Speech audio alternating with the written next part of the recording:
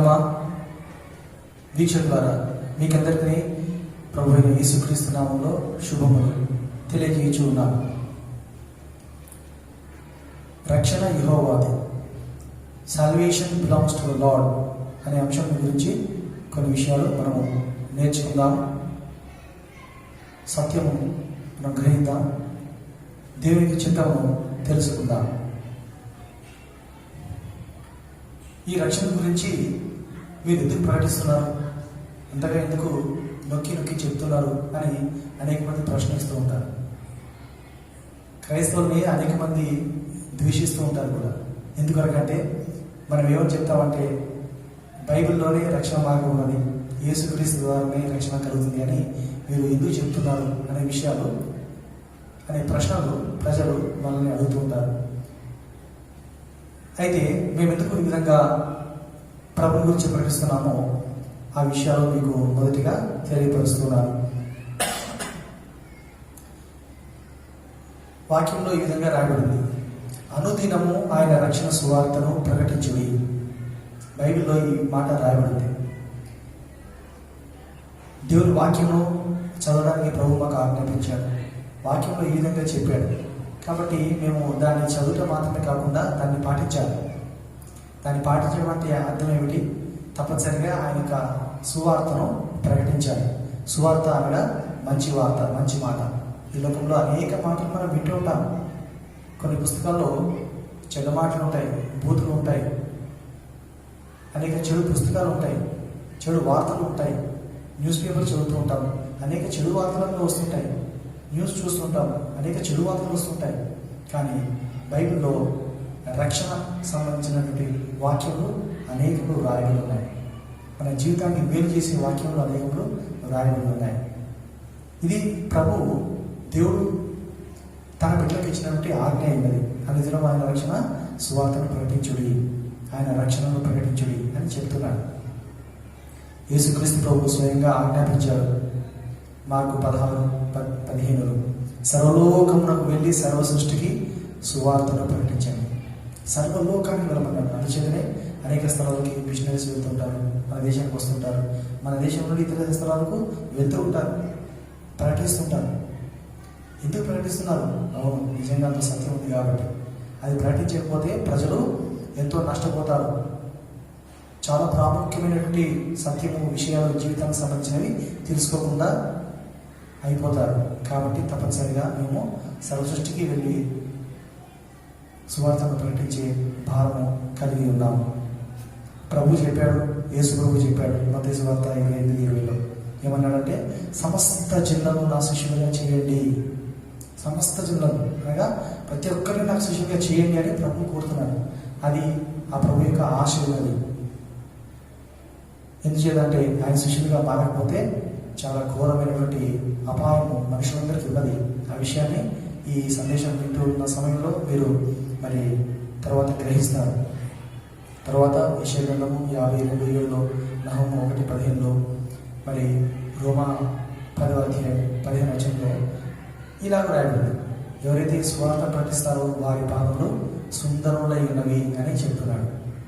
ఎవరైతే ఉత్తమమైనటువంటి వాటిని ప్రకటిస్తారో వారి పాదములు చాలా సుందరములై ఉన్నవి అని ప్రభు చెప్తున్నాడు. అంటే వీరు ఎంత గొప్ప పని చేస్తున్నారో అని మరి ప్రభు ఆ గొప్పతనాన్ని గురించి సాక్ష్యం ఇస్తున్నట్టుగా చెబుతున్నట్టుగా మనం దీంట్లో చూస్తాం. సరే, ఇప్పుడు మనం మరి వాక్యంలోనికి వెళ్దాం.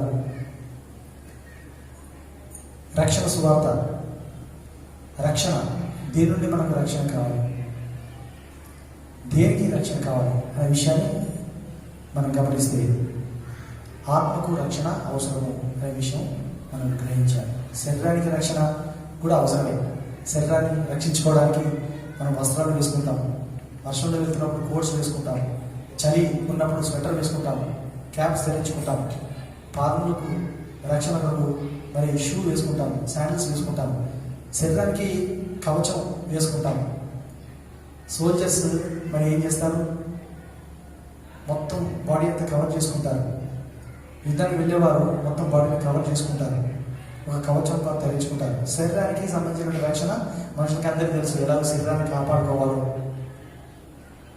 శత్రువుల నుండి ఎలా తప్పించుకోవాలో తెలుసు. కానీ ఈ రక్షణ మనం మాట్లాడుకుంటున్నటువంటి ఈ రక్షణ దేనికి సంబంధించింది అంటే ఆత్మకు సంబంధించింది. మనలో ఆత్మ ఉన్నది, దేవుడు పెట్టినటువంటి ఆత్మ. ఆ ఆత్మకు రక్షణ అవసరమని మరి బైబిల్ నొక్కి చెబుతుంది. Hebrew 10:39 యాకోబు పత్రిక 1:25లో చెబుతున్నాడు. ఎందుకు ఈ ఆత్మకు రక్షణ అవసరం? ఆత్మ ఏం చేస్తుందంటే మనం ఏం మాట్లాడినా కూడా, మనకి ఏం తలంపు కలిగినా కూడా అదంతా కూడా ఆ ఆత్మ దగ్గర నుండే వస్తుంది అనే విషయాన్ని మనము గమనించాలి.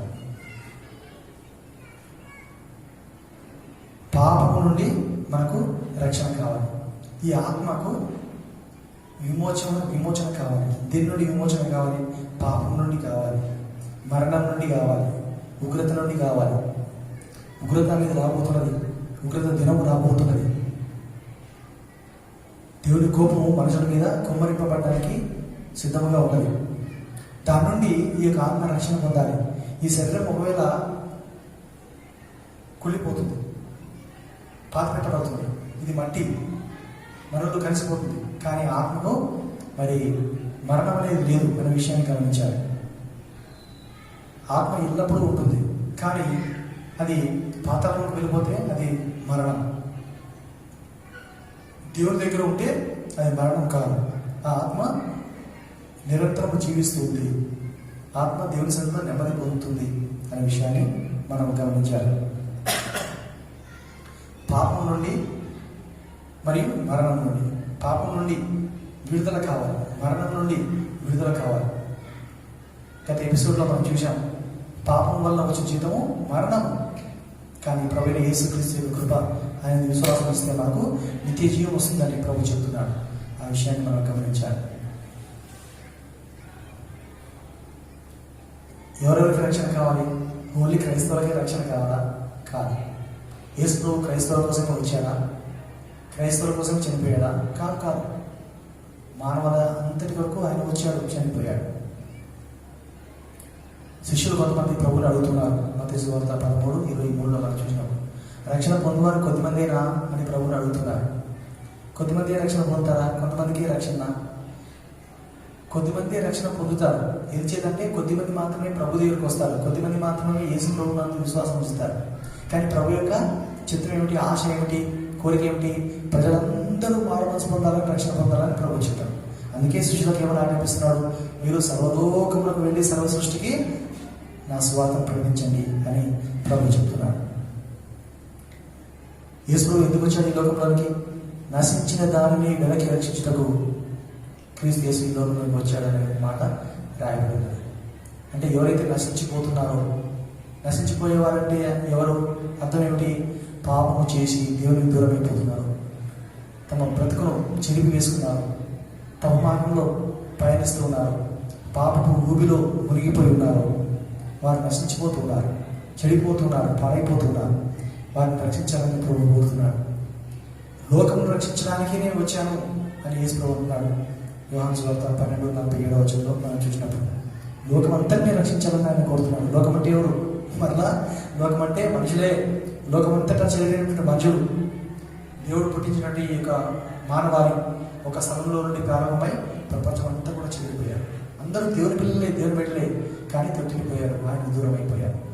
ఆయన వైపులో మళ్ళా వారు రావాలి. అందుకోసమే ఆయన ఈ సువార్త, ఈ మాటలు చెప్పమంటున్నాడు, ప్రకటించమంటున్నాడు అనే విషయాన్ని మనం గమనించాలి.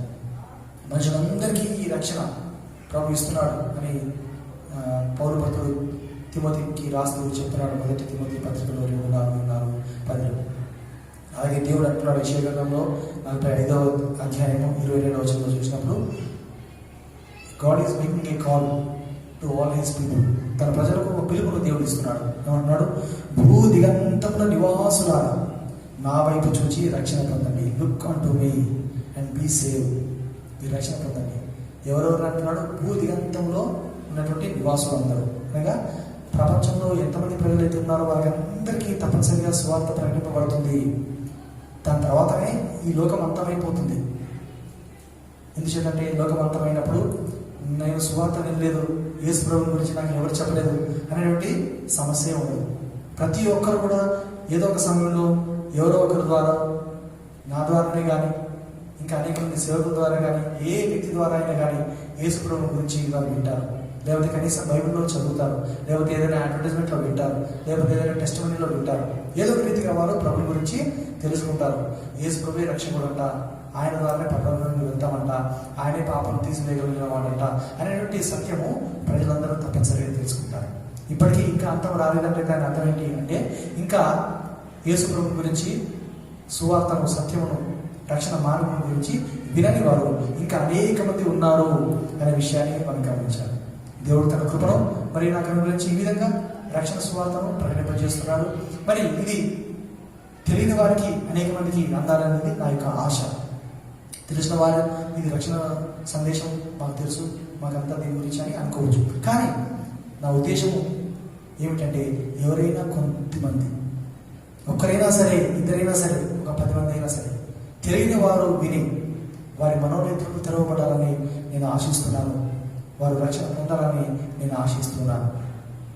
అనగా వారి ఆత్మ రక్షణ పొందాలని కోరుతున్నాను. అనగా పాపం నుంచి, మరణం నుంచి, దేవుని యొక్క ఉగ్రత నుంచి వారు విడుదల పొందాలని నేను ఎంతగానో ఆశిస్తున్నాను.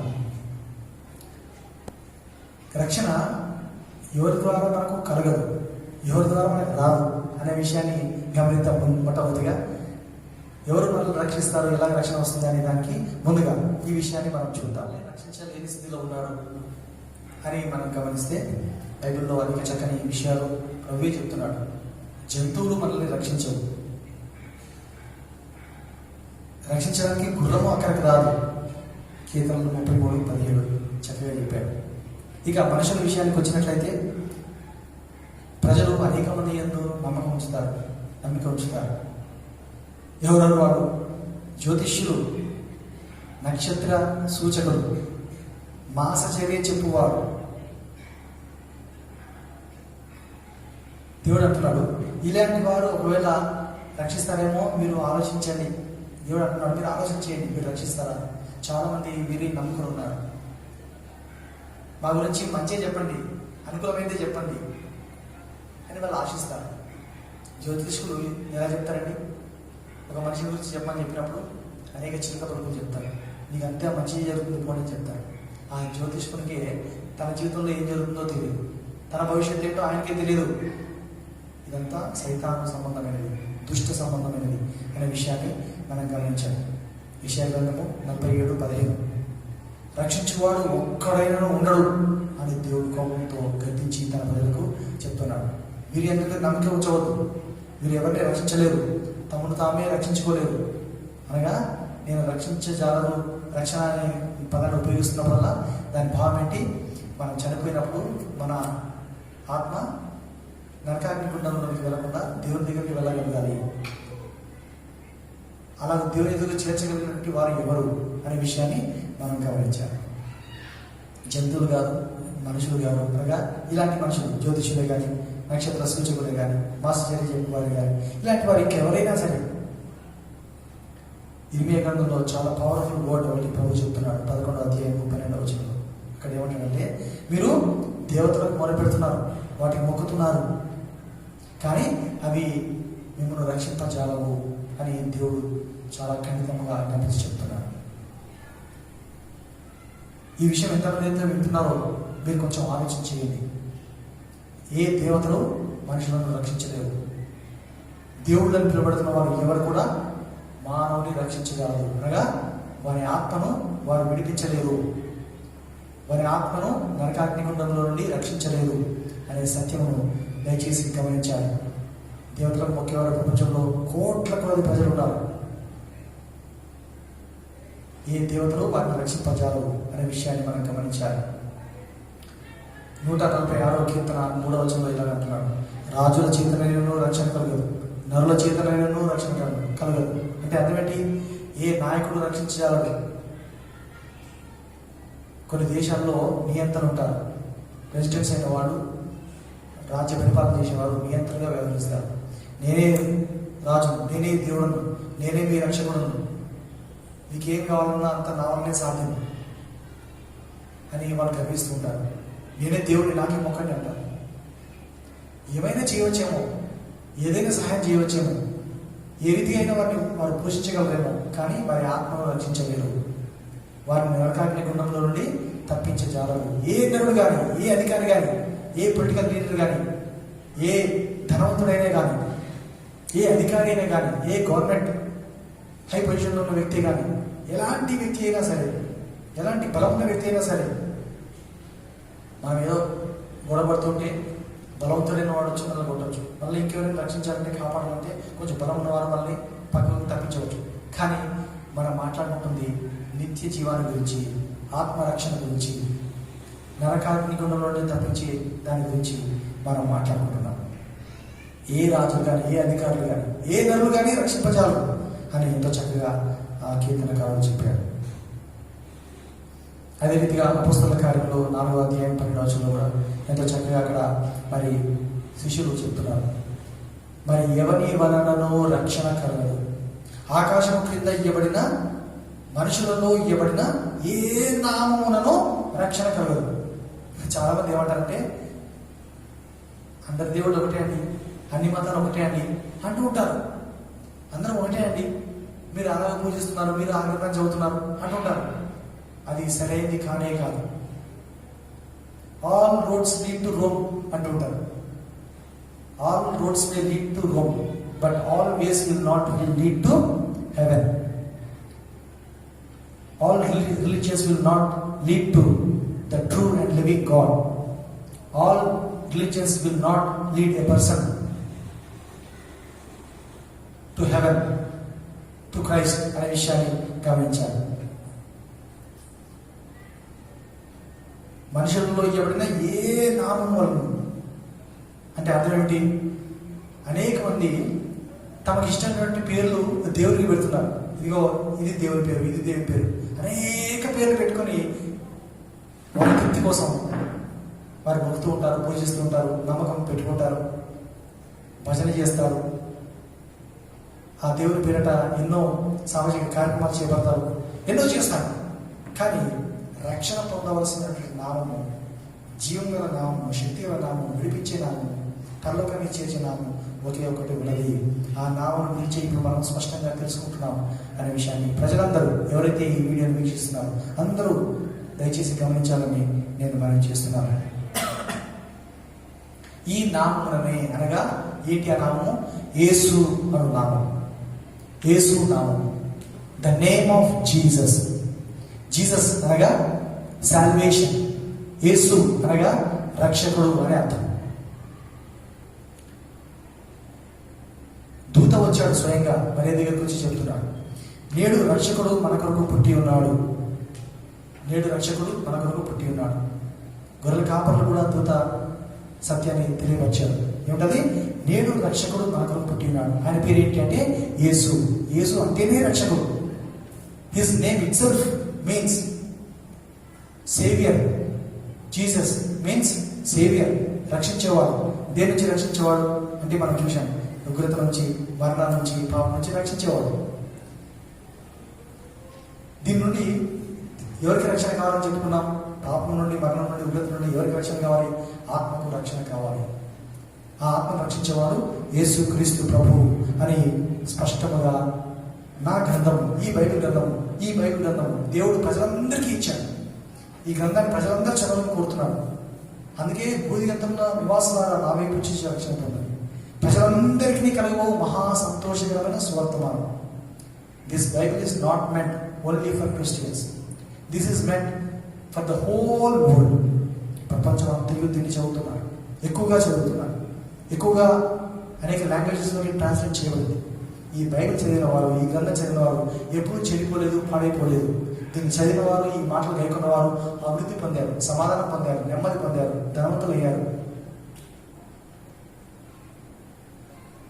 ఆత్మరక్షణ పొందారు, నిత్య జీవాన్ని పొందుకున్నారు, దేవునికి ఇష్టలు అయ్యారు, తమ జీవితాన్ని బాగు చేసుకున్నారు, దురలవాట్లను విడిచిపెట్టేశారు, చెడు కార్యాలను విడిచిపెట్టేశారు, ప్రేమతో నింపబడ్డారు, సత్యం చెప్పేవారుగా మారిపోయారు, త్రాగుబోతులు మారిపోయారు, అబద్ధికులు మారిపోయారు, మోసగాళ్ళు మారిపోయారు. The only book which can change the life of a person is this Bible అనే విషయాన్ని ప్రజలందరూ కూడా, ఈ వీడియో వీక్షిస్తున్న వారందరూ కూడా గమనించాలని నేను మనవి చేస్తున్నాను. యేసు అనగానే రక్షకుడు అనే విషయాన్ని మనం గుర్తుపెట్టుకోవాలి. దేవుడు ఇంకా కొన్ని చోట్ల వేరే చోట్ల చక్కని వాక్యాలు కొన్ని చెప్తున్నాడు. వాటిని నేను చెప్తున్నాను, చదువుతున్నాను. రక్షించువాడును నేనే అంటున్నాడు దేవుడు, ప్రభు అంటున్నాడు. ఐజాయా 45:22-46:4 నేను తప్ప వేరొక రక్షకుడు లేడు. There is no saviour besides me. Isaiah 43:11, Hosea 13:4 యెహోవానైన నేనే నీ రక్షకుడను. I am your only saviour. Isaiah 49:66 Jonah 2:9 యెహోవా యొద్దనే రక్షణ దొరుకును. యోనా భక్తుడు అనుభవంతో చెప్తున్నాడు. దేవుడు ఆశ్చర్యంగా అతన్ని రక్షించి చేపకట్లో పడేశాడు. అతన్ని నశించిపోకుండా రక్షించాడు. అతనికి మరలా ప్రాణం ఇచ్చాడు, మరలా జీవం ఇచ్చాడు, మరలా లైఫ్ ఇచ్చాడు, మరలా భూమి మీద పడే భాగ్యం ఆయనకి ఇచ్చాడు. కీర్తనలు 3:8 అంటాడు, రక్షణ యెహోవాది.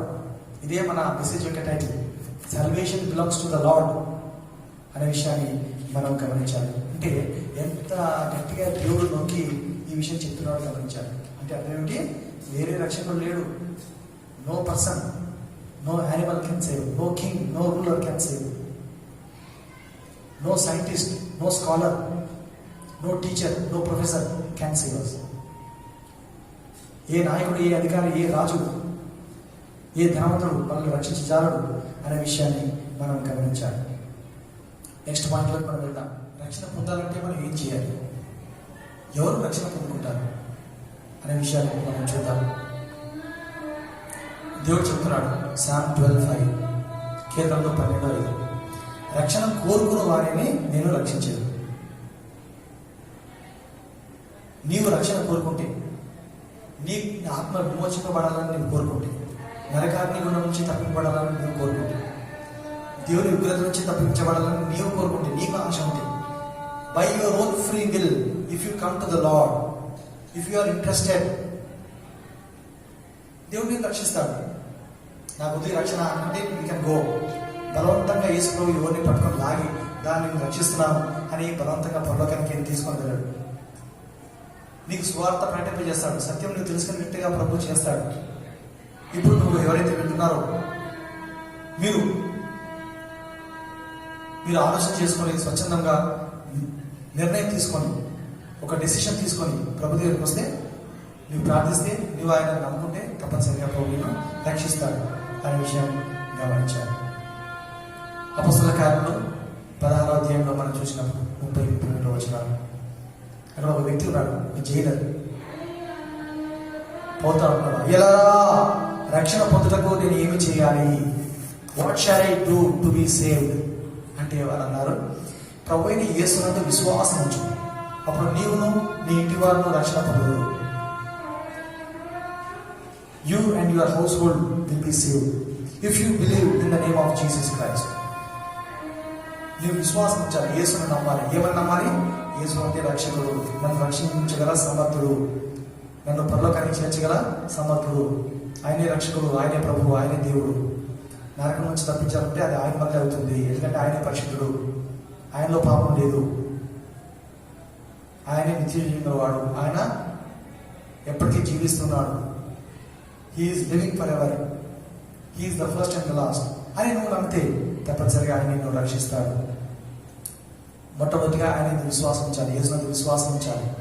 రెండవదిగా ఏం చేయాలి? నమ్మి బాప్తిసం పొందిన వారు రక్షింపబడతారు, నమ్మని వారికి శిక్షణ విధింపబడుతుంది. నమ్మి బాప్తిసం పొందాలి. మొదట నమ్మాలి, విశ్వాసం ఉంచాలి. రెండవదిగా బాప్తిసం పొందాలి.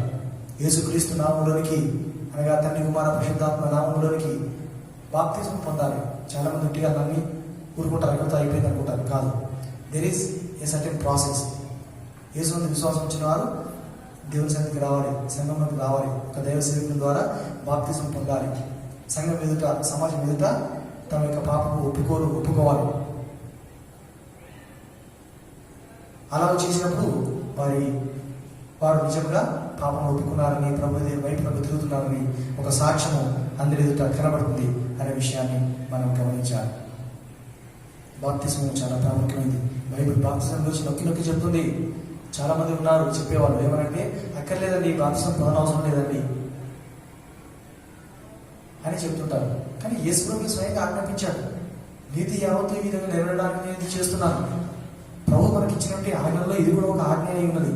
కాబట్టి కొంతమంది క్రైస్తవ సమాజం వారు, కొన్ని ఆర్గనైజేషన్స్ వారు, కొన్ని గుంపుల వారు, కొంతమంది వ్యక్తులు క్రైస్తవులను చెప్పుకునేవారు, దేవుని బిడ్డలను చెప్పుకునేవారు, బైబిల్ చదువుతున్నామని చెప్పుకునేవారు, ఈ బాప్తిజం దగ్గరికి వచ్చేసరికి చాలా ఆలోచన చేస్తుంటారు.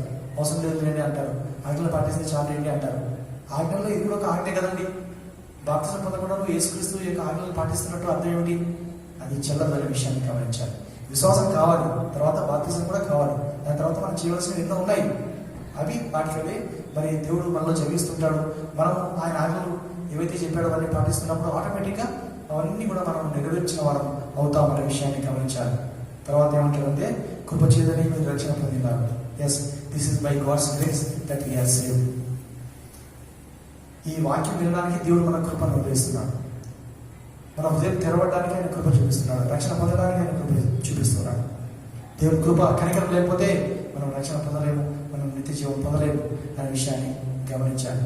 నలిగిన మనస్సు గల వారిని ఆయన రక్షిస్తాడు అంటాడు కీర్తన 34:18. మన మనస్సు నలిగిన మనస్సుగా మారాలి, తగ్గించుకోవాలి, పాపం బట్టి ఏడవాలి, పశ్చాత్తాపడాలి. అయ్యో నా ఘోరమైన పాపం స్థితి, మనం ఏడ్చి పశ్చాత్తాపడి వాటిని విడిచిపెట్టేసి ప్రభు దేవుడు కన్నీటితో ఒప్పుకుంటే అప్పుడు తప్పనిసరిగా ఆయన రక్షిస్తాడు. ఈ మాటలు విన్న తర్వాత కొంతమంది దుష్టులు ఉండొచ్చు, పాపాత్ములు ఉండొచ్చు. అలాంటి వారి గురించి దేవుడు చెప్తున్నాడు. హెచ్కేల్ గ్రంథంలో 18:27 ఈ విధంగా చెప్తున్నాడు, దుష్టుడు తన దుష్ట హృదయం నుండి మరలి నీతి న్యాయములను అనుసరించిన యెడల వాడు బ్రతుకును. యేసు నుండి విశ్వాసం ఉంచితే సరిపోదు. ఏమి చేయాలి? దుష్టత్వాన్ని విడిచిపెట్టాలి, చెడుతనాన్ని విడిచిపెట్టాలి. విడిచిపెట్టేసి ప్రభు దగ్గరికి వచ్చి నీతి న్యాయములను అనుసరించి జీవించాలి. మన జీవితంలో నీతి ఉండాలి, న్యాయం ఉండాలి, అన్యాయం ఉండకూడదు. మాటలో, తలంపులో, క్రియలో ఎక్కడ అన్యాయం ఉండకూడదు. ఎవరికి అన్యాయం చేయకూడదు. ఏ పొరుగు వారికి, నీ స్నేహితుడికి కానీ, నీ ఇంటి వారికి కానీ, ఎవరికైనా సరే నీ శత్రువుకే కానీ నీవు అన్యాయం చేయడానికి వీలు లేదు. అన్యాయస్తులు దేవుని రాజ్యములకు వారసులు కానేరు అని వాక్యంలో చక్కగా రాయబడింది. లోకంలో అన్యాయం చేసేవారు ఉంటారు, మోసం చేసేవారు ఉంటారు, అనేక మతాల వారు, ఇదిగో దేవుడు దేవుడు అని చెప్పి అనేక మంది దేవుళ్ళకు ముఖ్యవారు ఇష్టానుసారంగా జీవిస్తుంటారు, అన్యాయం చేస్తుంటారు, మోసం చేస్తుంటారు, అబద్ధమాడుతుంటారు, దొంగతనం చేస్తుంటారు, త్రాగుబోతులుగా ఉంటుంటారు. అలాంటప్పుడు నీ భక్తి వ్యర్థం, నీ భక్తి వ్యర్థం. నీ దేవుడు, నీవు సేవిస్తున్న నీ దేవుడు త్రాగుడు మానవని చెప్పలేదా? నీ గ్రంథము త్రాగుడు మానవని చెప్పలేదా? నీ గ్రంథం అన్యాయం చేయవద్దని చెప్పలేదా? నీవు చదివే గ్రంథం అబద్ధం చెప్పొద్దని చెప్పలేదా? నీ గ్రంథం మోసం చేయవద్దని చెప్పలేదా? అలాంటప్పుడు నీ గ్రంథం సత్య గ్రంథం ఎలా అవుతుంది? జీవ గ్రంథం ఎలా అవుతుంది? బట్ బైబిల్ సేస్, ఖండితంగా చెబుతున్నది, ఇవన్నీ విడిచిపెట్టాలి, చెడు ప్రవర్తన విడిచిపెట్టాలి. నీతి న్యాయాలను అనుసరించి జీవిస్తేనే మన విశ్వాసం చెల్లుతుంది, మన బాప్తిజం చెల్లుతుంది, మన రక్షణ చెల్లుతుంది, మనం దేవునికి ఇష్టం అవుతాం అనే సంగతి మనం గమనించాలి. యథార్థంగా ప్రవర్తించడానికి రక్షణ కలిగి అది ఇంకొంచెం భయపడింది.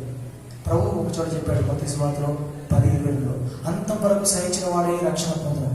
అంటే దాని అర్థం ఏమిటి? మనం చనిపోయే టైం వచ్చేటప్పటికీ యేసు ప్రభువునందు విశ్వాసం అలాగే కంటిన్యూ చేస్తూ ఉండాలి, రక్షణను కాపాడుకుంటూ ఉండాలి, పాపానికి దూరంగా ఉంటూ పరిశుద్ధతను కాపాడుకుంటూ ఉండాలి.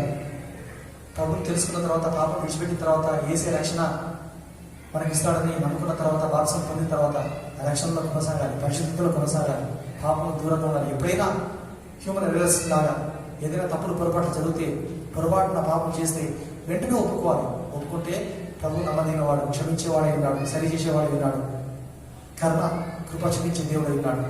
తప్పనిసరిగా మనల్ని రక్షిస్తాడు, కడుగుతాడు, శుద్ధి చేస్తాడు. We have to return to the lord immediately. వెంటనే ప్రభు దగ్గర తిరగాలి. మరలా ఆ పాపంలో కొనసాగవద్దు. We should not continue in any sin. అప్పుడు ప్రభు యొక్క కనికరం మనకు లభిస్తుంది అనే విషయాన్ని మనం జ్ఞాపకం చేసుకోవాలి. రక్షణ పొందడానికి టైం ఏది? ఏ టైంలో, ఏ సమయంలో మనం రక్షణ పొందాలి? ఆ సమయం గురించి కూడా బైబిల్ చక్కగా చెప్తుంది. దేవుడు అంటున్నాడు యెషయా 46:13, నా రక్షణ ఆలస్యం చేయదు, నా రక్షణ ఆలస్యం చేయదు. నేను రక్షణ ప్రజలకు ఇవ్వడానికి ఎప్పుడు సిద్ధంగానే ఉన్నాను. ఐఎమ్ ఆల్వేస్ రెడీ అంటున్నాడు దేవుడు. కానీ ఆలస్యం ఎవరు చేస్తున్నారు? మీరే ఎవరు చేస్తున్నారు? ప్రజలే ఆలస్యం చేస్తున్నారు. దేవుని ఎప్పుడు తొందరగా తిరగట్లేదు. పాపంలో జీవిస్తున్నారు, లోక సుఖాలు అనుభవిస్తున్నారు, సుఖిస్తున్నారు, తింటున్నారు, త్రాగుతున్నారు. తర్వాత చూద్దాం లేండి అంటున్నారు. అకస్మాత్తుగా వారికి మరణం వచ్చేస్తుంది. సడన్గా చనిపోతారు, యాక్సిడెంట్ జరుగుతుంది, హార్ట్ అటాక్ వచ్చేస్తుంది. నీకు తెలుసా నీకు ఎప్పుడు హార్ట్ అటాక్ వస్తుందో, ఎప్పుడు యాక్సిడెంట్ జరుగుతుందో నీకు తెలుసా? ఎప్పుడు ఏ రోగం వస్తుందో నీకు తెలుసా? మన వైజాగ్లో ఏం జరిగింది? సడన్గా గ్యాస్ లీక్ అయిపోయింది. ఎల్జీ పాలిమర్స్లో వెళ్తున్నవారు, రోడ్డు మీద వెళ్తున్నవారు అకస్మాత్తుగా పడిపోయారు. కొంతమంది చనిపోయారు. కరోనా వైరస్తో కొంతమంది చనిపోయారు. వైరస్ వస్తుందని వారికి తెలుసా? ఆరోగ్యవంతులు, బలవంతులు సైతం కొంతమంది చనిపోయారు. You never know when you are going to die. అందుచేతనే రక్షణ గురించి నువ్వు విన్నప్పుడు వెంటనే రక్షణ పొందుకోవాలి. యేసుప్రభు వైపునకు వెంటనే తిరగాలి. యెషయా 56:1 ప్రభు అంటున్నాడు, నా రక్షణ వచ్చుటకు సిద్ధముగా ఉన్నది. My salvation is ready to come అంటున్నాడు. రోమ 13:11 అంటున్నాడు. మనకు రక్షణ మరీ సమీపంలో ఉన్నది. ఇంతకుముందు ప్రజలకు రక్షణ అందుబాటులో ఉన్న దానికంటే ఇప్పుడు మనకు చాలా సమీపం ఉంది. It is very near to us, provided we accept him. 2 కొరింథీ 6:2 ఇలా చెప్తున్నాడు భక్తుడు, ఇదిగో ఇదే రక్షణ దినం, ఇప్పుడే మిక్కిలి అనుకూలమైన సమయం. This is the right time. చాలా మంది చర్చికి వెళ్ళేవారు కూడా, క్రిస్టియన్ ఫ్యామిలీస్లో ఉన్నవారు కూడా ఎంతో దుఃఖకరమైన విషయం, బాధకరమైన విషయం. పిల్లలే కావచ్చు, పెద్దవాళ్ళే కావచ్చు, వృద్ధులే కావచ్చు, ఎవరైనా కావచ్చు, రక్షణను చాలా నిర్లక్ష్యం చేస్తున్నారు. బాప్తిస్మాన్ని చాలా నిర్లక్ష్యం చేస్తున్నారు. మారుమనసు చాలా నిర్లక్ష్యం చేస్తున్నారు. ఈ రక్షణను ఈ లోక సంబంధమైన క్రియలతో లింక్ పెడుతూ ఉంటారు. నా స్టడీస్ అయిపోవాలంటారు, మ్యారేజ్ అయిపోవాలంటారు, మంచి జాబ్ రావాలి అంటారు, ఏదో విషయాన్ని చెప్తూ ఉంటారు. లేకపోతే నేను ఇల్లు కట్టుకోవాలంటారు, లేకపోతే నేను సెటిల్ అవ్వాలంటారు, లేకపోతే నాకున్న ఈ రోగం, ఈ బాధ పోవాలంటారు, ఈ సమస్య తీరిపోవాలంటారు. రక్షణకు వీటికి ఏమీ సంబంధం లేదు.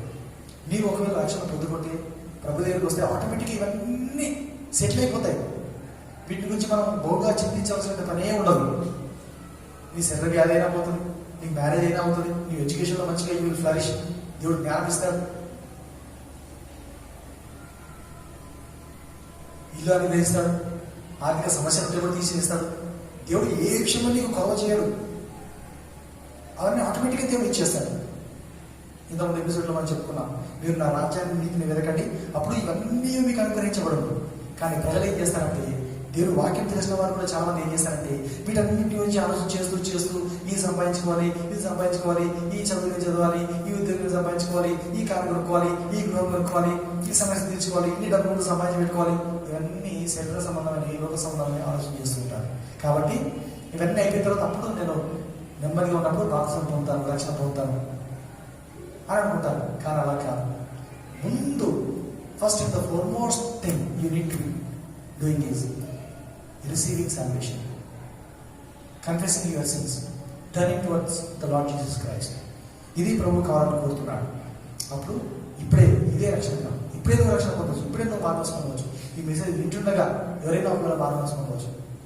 కాల్ చేసి ఎవరైనా సరే నేను బాప్తిసం పొందుతానంటే చెప్పవచ్చు. ఈ రోజుల్లో అలా చాలా మంది చెప్పట్లేదు.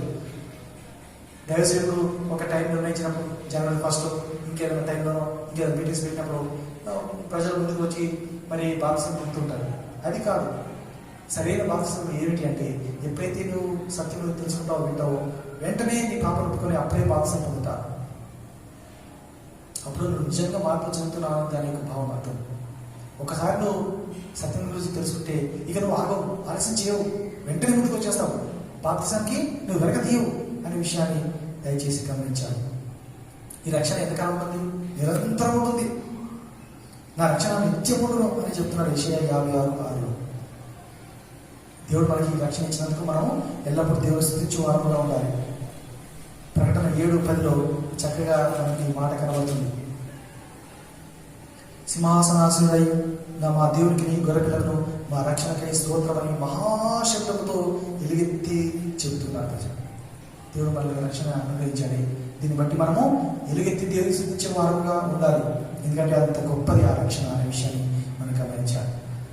ఎందుకు అనుకోమంటే, రక్షణ ఎవరైతే పొందుకుంటున్నారో వారికి మొట్టమొదటిగా ఈ లోకంలో ఉన్నంత కాలం ఏం కలుగుతుందంటే ఆనందం కలుగుతుంది, సంతోషం కలుగుతుంది, సమాధానం కలుగుతుంది. ఎవరు దాన్ని నీ ఎదురు తీసివేయలేరు. అలాంటి సంతోషం, సమాధానం ఈ లోకంలో ఎవరు ఇవ్వలేరు. ఏ ధనవంతుడు ఇవ్వలేరు, ఏ డబ్బు ఇవ్వలేదు, ఏ ఆస్తి నీకు ఇవ్వలేదు, ఏ శరీర సంబంధమైన బలము, పేరు, లోక సంబంధమైన పేరు నీకు ఈ సమాధానం ఇవ్వదు అనే విషయాన్ని గమనించాలి. దావీదు 53 కీర్తన 12 చెప్తున్నాడు, నా రక్షణ ఆనందంలో మరలా నాకు పెట్టించుము. ఈ దావీదు భక్తుడు ఒక పాపం చేసినప్పుడు ఆ ఆనందం కోల్పోయాడు. He lost the joy of salvation when he committed sin with Bathsheba, and also because of murdering Bathsheba's husband.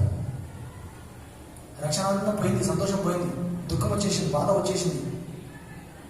గ్రహించాడు, తెలుసుకున్నాడు, కన్నీరు విడిచి ఏడ్చి పశ్చాత్తాపడి మరలా ఒప్పుకున్నాడు. మరలా అలాంటి పాపం చేయలేదు.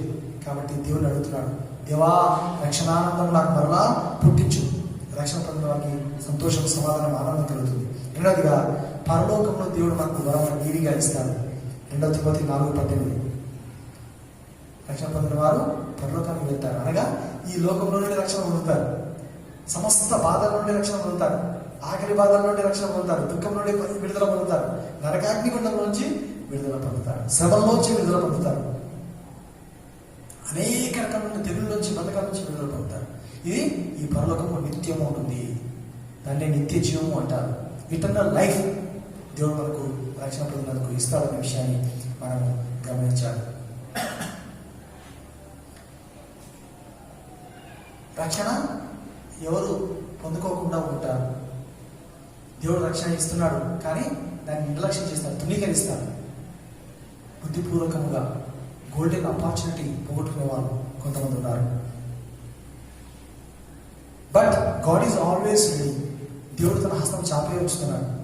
దేవుడు అంటాడు యెషయా గ్రంథంలో 59:1 రక్షింపనేరక ఉంటున్నట్లు యెహోవా హస్తము కురచకాలేదు, కానీ మీ దోషములు, మీ పాపములే నాకును మీకును అడ్డుగా వస్తున్నాయి. నేను మిమ్మల్ని రక్షించలేకపోతున్నాను, ఎందుకంటే మీరు నా దగ్గరికి రావట్లేదు, మీ పాపాన్ని విడిచిపెట్టట్లేదు, చెడు కార్యాలను విడిచిపెట్టట్లేదు, నా దగ్గరికి మీరు రావట్లేదు. దేవుని దగ్గరికి రావడం అంటే అర్థం ఏంటి? పాపంని విడిచిపెట్టి దేవుని దగ్గరికి రావాలి. నేను యేసుప్రభువుని నమ్ముకుంటాను, పాపంలో జీవిస్తాను, పాపంలో చేస్తాను, నా ఇష్టానుసారంగా జీవిస్తానంటే అది కుదిరే పని కాదు. ప్రభు దగ్గరికి వచ్చేవారు పాపాన్ని విడిచిపెట్టేసి ఆయన దగ్గరికి రావాలి, చెడు కార్యాలను విడిచిపెట్టేసి ఆయన దగ్గరికి రావాలి. నీ విడిచిపెట్టినప్పుడు ప్రభుని చూసి నీకు రక్షణ ఇస్తాడు అనే విషయాన్ని గమనించాలి. రక్షింపనేరగా ఉన్నట్లు యెహోవా హస్తం కురచకాలేదు. 1 Peter 4:18 1 Peter 4:18 పేతురు భక్తులు ఒక మాట చెప్తున్నాడు. ఏమిటో తెలుసా? నీతిమంతుడే రక్షింపబడుట దుర్లభం అయితే భక్తిహీనులు, పాపులు ఎక్కడ నిలుస్తారు అంటే అర్థం ఏంటి? కొన్ని సందర్భాల్లో కొంతమంది నీతిమంతులుగా మార్చబడిన వారు కూడా రక్షణ కోల్పోతున్నారు. అంటే అర్థం ఏంటి?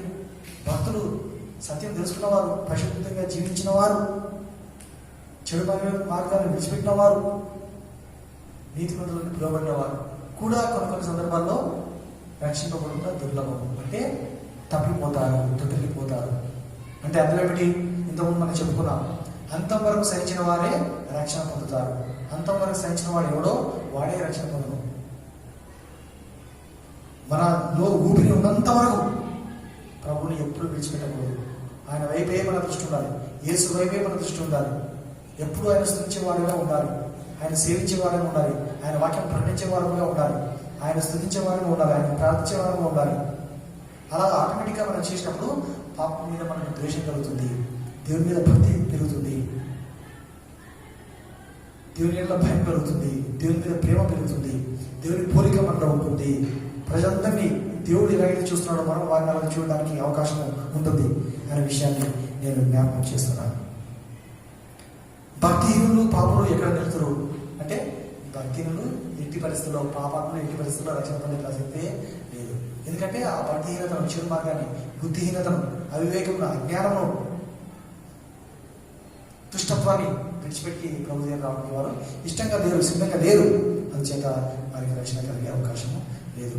అలాగే ఇంకో మాట ఉంది 119 కీర్తన 155 భక్తిహీనులు నీ కట్టడలు వెదకుట లేదు గనక వారికి రక్షణ దూరంగా ఉంది. రక్షణ ఎక్కడ వారికి చాలా దూరం ఉంది. ఇంతకుముందు దేవుడు చెప్పాడు రక్షణ సమీపంగా ఉంది ఎవరికి? ఆయన దగ్గరికి వచ్చేవారికి. భక్తిహీనులు ఎందుకు రక్షణ పొందలేరు? నీ కట్టడలను వారు వెదకుట లేదు కాబట్టి. అంటే అర్థం ఏంటి? చాలాసార్లు మనకు తెలిసిన వారికి కానీ, ఫ్రెండ్స్కి కానీ, మన బంధువులకి కానీ, కొంతమందికి ప్రభుత్వం తెలియని వారికి బైబిల్ చదవండి దయచేసి అంటారు. ఇది జీవితం అండి, యేసుక్రీస్తుని గురించి దీంట్లో రాయబడిందండి, మీరు చదవండి దయచేసి అంటారు. కొంతమంది ఏం చేస్తారు? చదువుతారు, పక్క పెట్టేస్తారు, మర్చిపోతారు. కొంతమంది ఏం చేస్తారు? బైబిల్ అంటే ద్వేషం, యేసు అంటే ద్వేషం. అసలు చదవకుండానే, దాంట్లో ఏం రాయబడిందో చూడకుండానే, తెలుసుకోకుండానే ఏం చేస్తారు? చింపేస్తారు, కాల్చివేస్తారు. అలా చరిత్రలో అనేక మంది బైబిల్ని కాల్చివేశారు, చింపించి వేశారు. ఘోరమైనటువంటి శిక్షణ వారు అనుభవించారు. భయంకరమైన చావు వారు చచ్చిపోయారు. ఈ బైబిల్ అంటే ఇది దేవుని వాక్కు. This is the voice of God, this is the word of God. అది వాక్యం లేదు, వాక్యమే దేవుడే లేదు, వాక్యం దేవుడేదో లేదు. In the beginning was the word, the word was with God and the word was God. ఆ వాక్యమే శరీరధారి అయి క్రీస్తుగా ఈ లోకంలోనికి వచ్చాడనే విషయాన్ని మనం గమనించాలి. This is filled with the voice of God. యేసు ప్రభు యొక్క మాటలతో, దేవుని మాటలతో ఈ బైబిల్ అంతా కూడా నిండుకొని ఉంది. జ్ఞానం ఉంటే, వివేకం ఉంటే నీవు దీన్ని చదువుతావు, సత్యం తెలుసుకోవడానికి ప్రయత్నం చేస్తావు. గుడ్డిగా తెలుసుకోకుండా, మూర్ఖంగా ప్రవర్తించి, ముందుగానే చదవకుండానే దీన్ని తన్నేస్తే, దీన్ని చింపివేస్తే, దీన్ని కాల్ చేస్తే నీకేమొస్తుంది?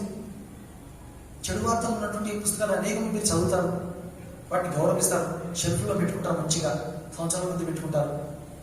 నువ్వు దీన్ని చింపివేసే ముందు, దీన్ని కాల్చివేసే ముందు ఒకసారి దాంట్లో ఏం రాయబడిందో నీ చదువు. నీ జీవితాన్ని మార్చలేమో చూడు. I challenge you.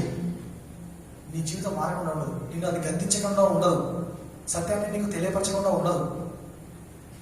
నీ యథాస్థితి, నీ సహజ స్థితి ఎలా ఉందో అది అర్థంలాగా నీకు స్పష్టంగా చూపిస్తుంది అని నేను నీకు ఛాలెంజ్ చేస్తున్నాను.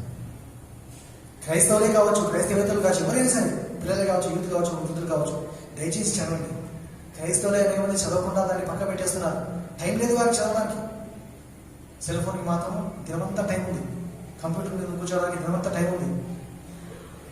క్రైస్తవులు చెప్పుకుంటారు, ఒక్కసారి బైబిల్ చదవని వారు ఉంటారు, సిగ్గుచేటు, డిగ్రీలు ఎన్నో సంపాదించుకుంటారు. ఏం లాభం? ఎందుకో దరిద్ర బ్రతుకు, ఎందుకో చెడిపోయిన బ్రతుకు. దయచేసి సత్య గ్రంథము, జీవ గ్రంథం, this will change your life. చదవండి దయచేసి, అనుదినం పఠించండి, నెంబర్ వేయండి.